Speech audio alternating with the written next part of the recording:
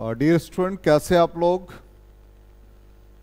आज हम लोग गॉस थ्योरम का next application electric field due to a uniformly charged thin spherical shell पढ़ेंगे।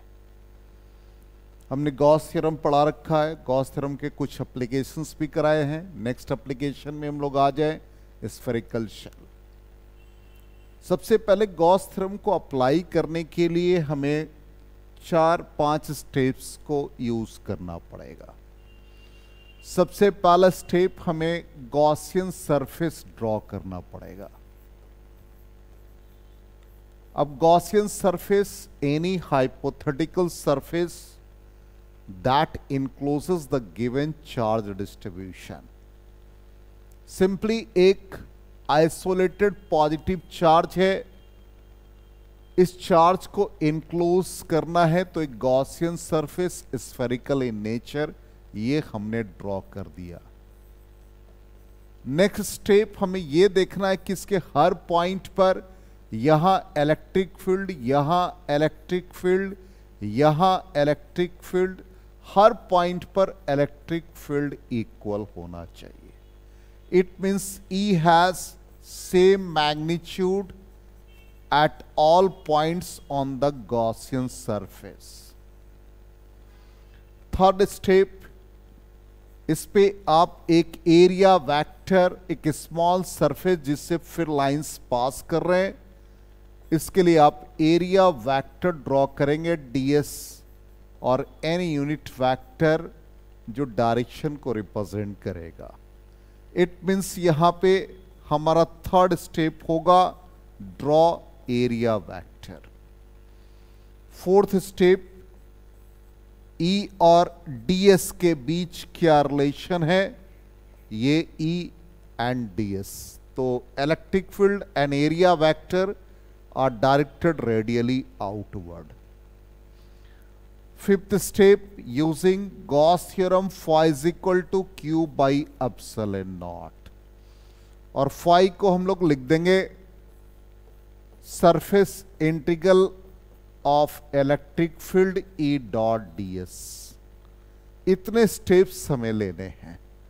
First step Gaussian surface, second step electric field का magnitude Gaussian surface पे equal होना चाहिए। थर्ड, एरिया वेक्टर ड्रॉ करेंगे। Fourth step, E and ds are directed radially outward. And fifth, using flux is equal to Q by epsilon naught which is numerically equal to the surface integral of electric field। इतने steps को हम लोग use करेंगे। अब इसी के according हमने यहां पर एक थिन स्फेरिकल सरफेस के लिए गॉसियन सरफेस ड्रॉ किया है, जिसका रेडियस स्मॉल r लिया और स्फेरिकल शेल का रेडियस कैपिटल R। इस पर हमने एक एरिया वेक्टर ds लिया और यहां पर इलेक्ट्रिक फील्ड रेडियली आउटवर्ड है। तो ये सारे स्टेप्स को हमने फुलफिल किया। अब हमें यहां पर फ्लक्स को यूज करना है। जो चार्ज का डिस्ट्रीब्यूशन है, surface charge density charge per unit area, तो 4 पाई r² हो जाएगा। अब फ्लक्स को हम लोग लिखेंगे phi is equal to E dot ds। तो देखने ही से लग रहा है कि E और ds, यहां पर E नॉट और ds डायरेक्टेड रेडियली आउटवर्ड। इसको E नॉट से रिप्रेजेंट किया, directed radially outward means E dot ds cos 0 degree हो गया। cos 0 डिग्री का वैल्यू 1। अब यहां पर ये E नॉट ds हो गए। तो हमें इलेक्ट्रिक फील्ड फाइंड करना है, तो E नॉट हमने बाहर लिख दिया। अब यहां पर total surface area of Gaussian surface, तो गॉसियन सरफेस का सरफेस एरिया 4 पाई r² हो गया। तो फ्लक्स हमें मिल गया। तो लेफ्ट साइड में हम लोग यूज करेंगे total charge enclose by the Gaussian surface, तो Q बाई एप्सिलॉन नॉट। इससे फील्ड का वैल्यू हमें मिल गया E नॉट, तो E naught becomes 1/4 pi epsilon naught Q by r square मिल गया। तो इलेक्ट्रिक फील्ड इस फॉर्म में होगा। इसका मतलब कंक्लूजन ये निकला कि जो भी चार्ज डिस्ट्रीब्यूशन है वो गॉसियन सरफेस के लिए या फ्लक्स के लिए एक यूनिट पॉजिटिव चार्ज की तरह बिहेव करता है। इसका मतलब इलेक्ट्रिक फील्ड जब भी हम आउटसाइड निकालेंगे गॉसियन सरफेस, तो ये जो स्फेरिकल शेल है ये पॉइंट चार्ज की तरह बिहेव करेगा एट ए डिस्टेंस r। यदि चार्ज q है तो electric field 1/4 pi epsilon naught q by r square हो जाएगा। अब यहां पे चार्ज का distribution sigma q by 4 pi r square है। इसको इस फॉर्म में हम लोग लिख सकते हैं। तो 1/4 पाई एप्सिलॉन नॉट q का value sigma into 4 pi r square divided by r square हो जाएगा। अब यहां से 4 पाई कैंसिल हो गया, तो ये रिजल्ट आ जाएगा sigma by epsilon naught r square by r square. तो इलेक्ट्रिक फील्ड हम लोग दो फॉर्म में पढ़ेंगे, एक ये फॉर्म में जान जाएंगे जहां पे चार्ज का डिस्ट्रीब्यूशन, और यहां पर ये चार्ज के फॉर्म में। तो हम लोगों ने आउटसाइड ये फील्ड निकाल लिया। अब हम लोग इसके सरफेस पर फील्ड निकालेंगे। तो नेक्स्ट स्टेप में आ जाए सरफेस पर इसका फील्ड। तो सरफेस पे निकालने के लिए गॉसियन सरफेस इसी पर ड्रॉ करना है हमें। तो यहां पर गॉसियन सरफेस इसी पर ड्रॉ करेंगे। तो ये रेडियस r इक्वल है, तो यहां पर ये सरफेस के लिए ई एस हो गया, area vector d s vector, जहां पे r is equal to r है। तो ये एट द सरफेस, तो सेकेंड स्टेप में r is equal to r use करेंगे। तो यहां पर r is equal to r के लिए एरिया वेक्टर हमने ड्रॉ किया, ई एस ड्रॉ किया, और ये हमारा at the surface of shell. इसको फाइंड करने के लिए फ्लक्स का यूज कर लेंगे। तो बिल्कुल वैसे ही हम लोग जो इलेक्ट्रिक फील्ड हम लोगों ने अभी आउटसाइड फाइंड किया था उसी को यूज कर लेंगे। तो 1/4 pi epsilon naught q by r square था, और दूसरे फॉर्म में जो हम लोगों ने लिखा वो sigma r square by epsilon naught r square था। तो जब सरफेस के लिए यूज करेंगे तो r is equal to r use करेंगे। इसका मतलब सरफेस के लिए ई एस हो जाएगा 1/4 pi epsilon naught q by r square.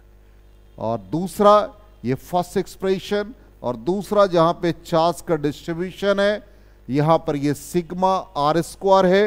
तो सिग्मा आर स्क्वायर हम लोग यूज कर लेंगे। इसमें r is equal to r put करेंगे, तो ये सिग्मा बाई एप्सिलॉन नॉट हो जाएगा, जहां पे r का वैल्यू r है। तो हम लोगों ने सरफेस पर भी इलेक्ट्रिक फील्ड फाइंड किया। अब थर्ड स्टेप हम लोग इनसाइड फाइंड करेंगे। तो इनसाइड फाइंड करने के लिए उसी तरह से हम लोग एक जो हम लोगों को गिवन है चार्ज डिस्ट्रीब्यूशन के अकॉर्डिंग थिन स्फेरिकल शेल जिसका रेडियस r है। तो इनसाइड के लिए हमने स्मॉल r का गॉसियन सरफेस ड्रॉ किया। यहां पर इनसाइड के लिए इलेक्ट्रिक फील्ड भी डायरेक्टेड रेडियली आउटवर्ड। अब इसको इनसाइड के लिए हम लोग r इज इक्वल टू, पहला कंडीशन था r greater than r, next second condition था r is equal to r, और यहां पर third condition r less than r। इसका मतलब हमें इनसाइड इस पे हमें इलेक्ट्रिक फील्ड फाइंड करना है। वैसे ही फ्लक्स हम लोग लिख देंगे φ is equal to EI dot ds। अब यहां पर फाई का मतलब होता है Q enclosed by epsilon not. तो यहां EI डॉट ds, तो charge enclosed by the Gaussian surface inside the conductor, net charge 0। इसका मतलब इनसाइड इलेक्ट्रिक फील्ड हमें 0 मिल रहा है।